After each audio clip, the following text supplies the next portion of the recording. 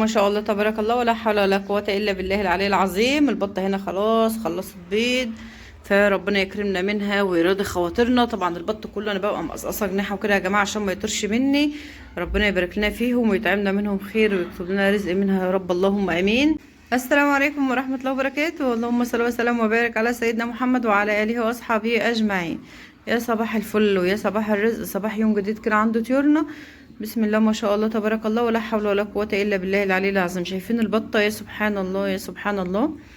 يعني بتيجي علشان تروح على البيض بتاعها، بتمشي بالراحة خالص جدا، وهي خطوتها مهمشة كده علشان ما تكسرش البيض. سبحان الله. البطة ديت عيالها عندي حاليا عمر 22 يوم أو 23 يوم. ممكن أبقى أوريهم لكم برضو دلوقتي في آخر الفيديو اللي أنا بربيهم معاكم حاليا، لأن إن شاء الله بإذن الله هربيهم للبيت. فالبطة باضت، لا ريحت من البيض وباضت ورقدت. هما حاليا عمر 22 يوم. طب ازاي الحكاية ديت؟ اقول لكم دلوقتي بكل بساطة وبكل سهولة. طبعا عذرا على صوتي لان صوتي بجد تعبني جدا. ربنا يشفيني يا رب ويشفي كل مريض. يا رب اللهم امين. هنا البطة دي راقدة كده، البطة دي راقدة. انا بس عايزة اشوف ال البيض بتاعها كان بيضة، واشوف احاول افحص البيض علشان اشوف الذكر اللي معاها كان بيخصب ولا لا. هنا البطه دي برضو البطه البيضه هي راقده اهيت. البطه البيضه دي اول وش ليها. حضراتكم عارفين انا بحب رب البط الابيض جدا جدا جدا ما شاء الله. ربنا يكرمني فيهم ويرضيني منهم خير يا رب اللهم امين. وناس كتير جدا قالت لي احنا عايزين البطن اللي تطلع من البط الابيض عندك يا مشاهد. مش حد واحد اللي قايل لي، والله كم حد قايل لي. وانا مش هكره ان انا ابيع. ربنا يبعت الرزق يا رب، ربنا يبعت الرزق ليا وليكم ويكون لنا نصيب فيه. انا يكون ليا رزق منه وحضراتكم يكون لكم نصيب فيه ان شاء الله باذن الله.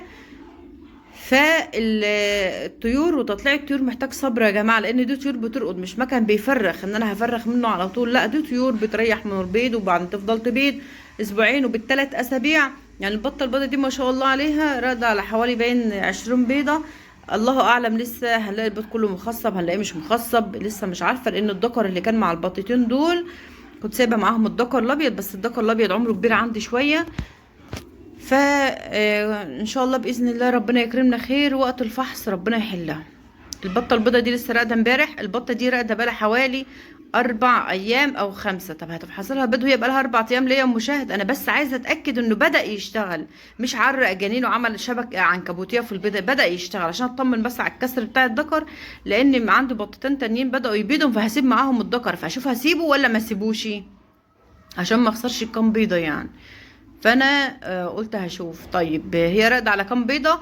يا ريت لايكات كتير جدا جدا جدا للفيديو، لان الكل يثبت وجوده باللايك، لان من اللايك ده بعرف قد ايه انتوا عايزين المشاهد تكمل فيه التصوير وكمل فيه محتوى الطيور. يا ريت نشجع كل محتوى مفيد يا جماعه علشان الكل ان هو يستفيد. حاليا لو حضرتك بتلاقي الطيور غاليه، سواء صغيره سواء كبيره سواء كتكوت سواء لحم، يبقى لازم تعملي اكتفاء ذاتي لبيتك. لو كل واحد فينا ربى في بيته، ربتي بس انتي عندك بطتين وذكر ومثلا ديك رومي وبربرتين وعملت منهم سلاله، والله وبالله السلاله هتفيض منك اعداد وهتبيعيها لغيرك يستفيد منها برضو ويربي ويبقى عنده خير في بيته. وده اللي انا بعمله الحمد لله. يعني بشيل لبيتي مثلا دفعه او دفعتين من البط وببيع الباقي زي ما حضراتكم عارفين، اقول غيري يستفاد بيه. هنا زي ما احنا شايفين هي البطه دي بقى ما باضتش على عدد كتير. ليه؟ هقول لكم. هي باضت الحمد لله وخلاص وطلعت ولادها دلوقتي عندهم 22 يوم تقريبا او 23 يوم. 23 يوم قعدت حوالي 8 ايام او 9 واتفاجئت ان هي هبين. طب هي لسه وزنها ما تقلش قوي، ما صبتش للبيض قوي، بس كانت وسعت للبيض بس ما تقلتش اقصد في الوزن كفايه. فاستغربت. فالمهم قلت يمكن هتجيب بيضه ولا 2 كده وتقطع كده وترجع تبيض بقى وش على بعضه. لا، لقيتها باضت ما شاء الله. كل يوم كانت بتجيب البيضه ببيضتها لحد ما باضت تقريبا 11 بيضه تقريبا. 11 بيضه وقامت فاصله بيض ورقده. فخلاص كده هي رقدت، هي فصلت بيض ورقدت، كانت عارفه ان خلاص انا عايزه ترقد. فكده تعتبر باضت 11 يوم. وان هي مثلا قعدت مريحه من البيت حوالي 9 ايام باين او 10، يبقى ده 10 و11 ادي 22 يوم. لا، قعد مريحة 9 ايام وباضت حوالي 10 ايام او 11. وهي دلوقتي راقدة بقالها 4 ايام، يعني البط بقاله مثلا 22 او 23 يوم. سبحان الله، ما غابتش المرة دي، عشان كده هي باضت ورقدت، والبط بتاعها لسه يا دوب عمره 22 يوم ولا حاجة. طيب هي تحتها هو اتعدد من البيض، فانا قلت هي خلاص هترقد عليهم. انا قلت انا مش هزود لها بيض من بطة تانية، انا عندي بط تاني بره بيبيض، بس قلت انا مش هزود لها بيض من بطة تانية، غير يا دوب زودت لها حوالي بطين بس، بيضتين بس من بطه تانية. لان البطه التانية دي كانت بتقطع في البيض، فقلت استفيد من البيض اللي هي بتقطعه ده واشيله احط البطه ترقد عليه. طيب هنا كانت برضو فكره.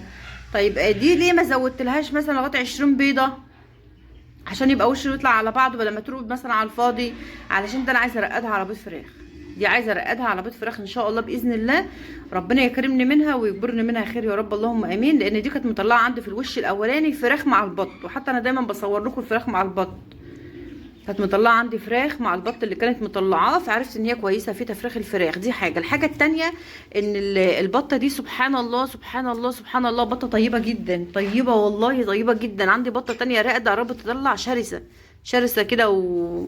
وعنيفه.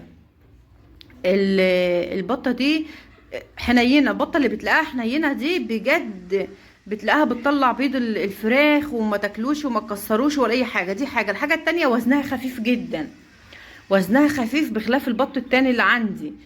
فعلشان كده، لانها كانت بيضه في الوش الاولاني، عدد كانت جايبه حوالي 19 بيضه ولا 20 بيضه، وما لحقتش تريح كتير، 10 ايام قامت بيضه من بعد التطليع يعني. فالمهم ان انا قلت هرقدها ان شاء الله على بيض فراخ علشان وزنها خفيف، وعشان هي كانت مطلعه عند الوش الاولاني فراخ مع البط، فخلاص ده اعتمدتها في بيض الفراخ. فان شاء الله باذن الله هرصلها بيض الفراخ على قد ايه. لو احنا في الشتاء، عشان الناس محتاره، 13 يوم، بعد 13 يوم من ركودها على بيض البط. لو احنا في الصيف بعد 9 ايام من الركود. لو احنا في توقيت ما بين صيف وشتاء يبقى مثلا على اليوم ال11، على اليوم ال11. فان شاء الله انا قلت مش هكمل لها بيض من بطه تانية، عشان تطلع لنا ايه كام فرخه كده ينفعونا ان شاء الله باذن الله لتربيه رمضان. ان شاء الله يكونوا كام فرخه كويسين، لان انا لحد الان ما جبتش فراخ تسمين ولا حاجه. فانا قلت ايه، قلت ان شاء الله باذن الله ربنا يكرمنا منها ويكبرنا منها خير يا رب، اللهم امين. ونبقى نرقدها على بيض فراخ وخلاص. وقت الفحص هفحص البيض بتاعها واكمل لها لحد مثلا 19 بيضه او 20 بيضه. لو شلت منها بيض فاضي او بيض مفرغ، انا لسه ما اعرفش كسر الذكر اللي كان معاها لسه شغال ولا لا، لان الذكر عندي بقاله سنه يعني كبير.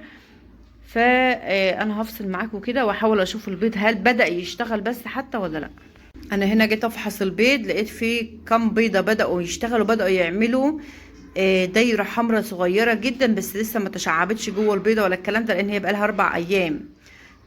ولقيت بعض البيض لسه ما اشتغلش. فاللي ياكد لي، اللي ياكد لي ان البيض فيه جنين ولا لا، بعد 7 ايام كاملين من الركود تعالي اليوم السابع او الثامن وافحصي البيض بقى. البيضه اللي ما فيش فيها جنين خالص دي خلاص هتشيليها وتعرفي ان هي فاضيه وتستغنى عنها.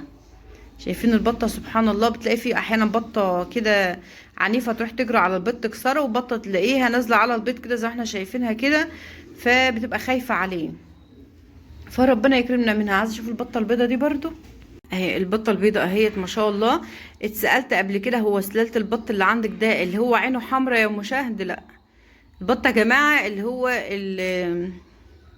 هو ابو عين حمراء ده لا بيبيض ولا بيرقد. هو لا بيبيض ولا بيرقد، انما دي عينها مش حمراء، دي بس في التصوير بتعكس احمر، انما الطبيعي بتاعها لونها يعني زي ما يكون ايه، زي ما يكون مخضر بسيط خالص كده، خضار خفيف. انما هي بس بيبقى لونها مد على حمار كده بس من التصوير اهو. حتى الناس لقيت لي عشان بتقرب التصوير منها، حتى لو بعدت التصوير برضو بتلاقي عينها بتلمع كده في التصوير. فدي ما شاء الله عليها، دي اول وش ليها، دي اول وش ليها. كنت عايزه ايه، كنت عايزه اجرب لها كام بيضه فراخ. هنشوف بقى كل ده امتى، لما ان شاء الله باذن الله يا رب على خير اجي افحص البيض. وقت ساعتها اشوف هل البيض ده مخصب، هل مش مخصب، هل الذكر لسه عندي شغال كويس. فان كان شغال كويس فضل ونعم وعدل من عند ربنا، وتكمل عليهم ركود وكفايه كده. لان يعني وقت ساعتها هفحص البيض اشوف في ايه مخصب وايه مش مخصب.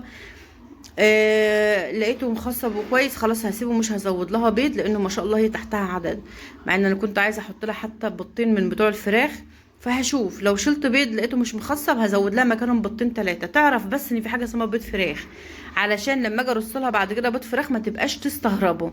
وقت ساعتها احكم على التجربه، ارتضت ببيض الفراخ ورقدت عليه وطلعته وحافظت عليه، خلاص هي كده بترقد على بيض الفراخ عادي. كسرت البيض او كلته او رميته اللي هو بتاع بيض الفراخ، يبقى هي كده مميزه بيض الفراخ عن البيض اللي هي بتبيضه. فبالتالي البطه اللي زي دي ما ينفعش ترقديها على بيض فراخ خالص، بعد كده ترقديها على بيض البط بس. انا حبيت اصور معاكم الفيديو ده كده على السريع. يا ريت ما تنسونيش من اللايك والشير. بشكر كل اخواتي اللي بيدعوا لي دعوه طيبه، ولكم بمثلها ان شاء الله. اترككم في رعايه الله وحفظه، والسلام عليكم ورحمه الله وبركاته.